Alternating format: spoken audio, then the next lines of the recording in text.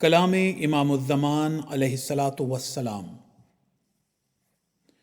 ہو رہا ہے نیک طبعوں پر فرشتوں کا اتار۔ تمام نبیوں کی کتابوں سے اور ایسا ہی قرآن شریف سے بھی یہ معلوم ہوتا ہے کہ خدا نے آدم سے لے کر اخیر تک دنیا کی عمر 7,000 برس رکھی ہے اور ہدایت اور گمراہی کے لیے ہزار ہزار سال کے دور مقرر کیے ہیں۔ یعنی ایک وہ دور ہے جس میں ہدایت کا غلبہ ہوتا ہے اور دوسرا وہ دور ہے جس میں ضلالت اور گمراہی کا غلبہ ہوتا ہے۔ اور جیسا کہ میں نے بیان کیا، خدا تعالیٰ کی کتابوں میں یہ دونوں دور ہزار ہزار برس پر تقسیم کیے گئے ہیں۔ پھر ہزار پنجم کا دور آیا جو ہدایت کا دور تھا۔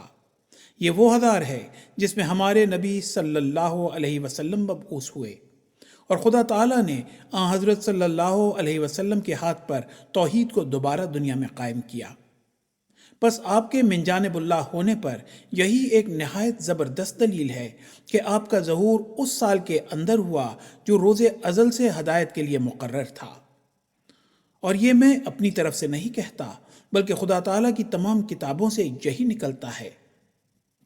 اور اسی دلیل سے میرا دعویٰ مسیح موعود ہونے کا بھی ثابت ہوتا ہے، کیونکہ اس تقسیم کی روح سے ہزار ششم ضلالت کا ہزار ہے اور وہ ہزار ہجرت کے 3 صدی کے بعد شروع ہوتا ہے اور 14ویں صدی کے سر تک ختم ہوتا ہے۔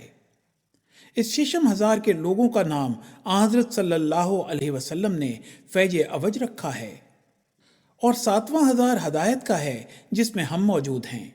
چونکہ یہ آخری ہزار ہے اس لیے ضروری تھا کہ امام آخر الزمان اس کے سر پر پیدا ہو اور اس کے بعد کوئی امام نہیں اور نہ کوئی مسیح مگر وہ جو اس کے لیے بطور ذیل کے ہو، کیونکہ اس ہزار میں اب دنیا کی عمر کا خاتمہ ہے جس پر تمام نبیوں نے شہادت دی ہے۔ اور یہ امام جو خدا تعالیٰ کی طرف سے مسیح موعود کہلاتا ہے وہ مجدد صدی بھی ہے اور مجدد الف آخر بھی۔ اس بات میں نصارہ اور یہود کو بھی اختلاف نہیں کہ آدم سے یہ زمانہ 7واں ہزار ہے، اور خدا نے جو سورہ والعصر کے اعداد سے تاریخ آدم میرے پر ظاہر کی، اس سے بھی یہ زمانہ جس میں ہم ہیں 7واں ہزار ہی ثابت ہوتا ہے۔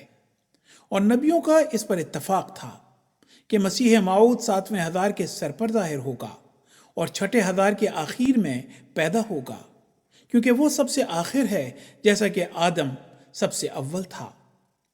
حوالہ لیکچر سیالکوٹ۔ کیوں عجب کرتے ہو گر میں آ گیا ہو کر مسیح، خود مسیحائی کا دم بھرتی ہے یہ باد بہار۔ آسماں پر دعوت حق کے لیے ایک جوش ہے، ہو رہا ہے نیک طبعوں پر فرشتوں کا اتار۔